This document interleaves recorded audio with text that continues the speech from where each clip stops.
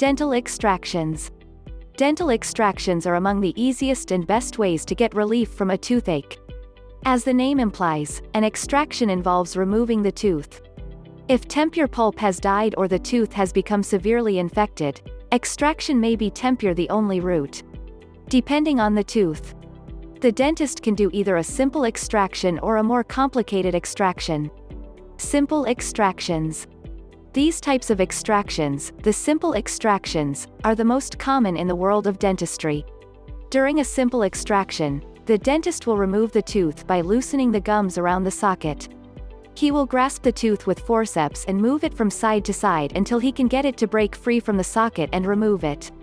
The teeth are held to the bone by a thin piece of soft tissue. This soft tissue is known as a periodontal ligament.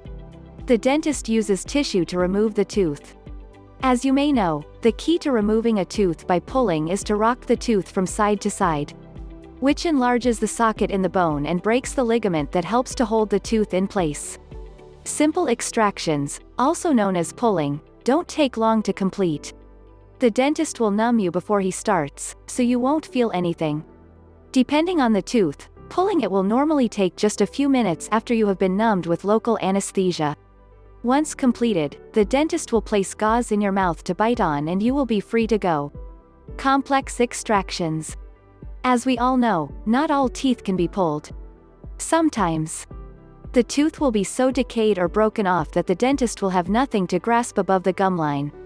In cases such as this, the dentist will need to perform a more complicated extraction, which involves getting the tooth out below the gum line, as he won't be able to use the standard method of pulling and rocking. These types of extractions involve the dentist making an incision in the gums around the tooth, and raising the flap he cuts to expose the bone. Once he has been exposed to the bone, they may have had enough of the tooth exposed for the dentist to grab and remove it using the pulling method.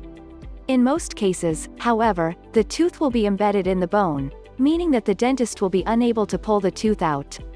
With teeth that are embedded in the bone, the dentist will need to use a drill and chip away at the bone to get to the tooth.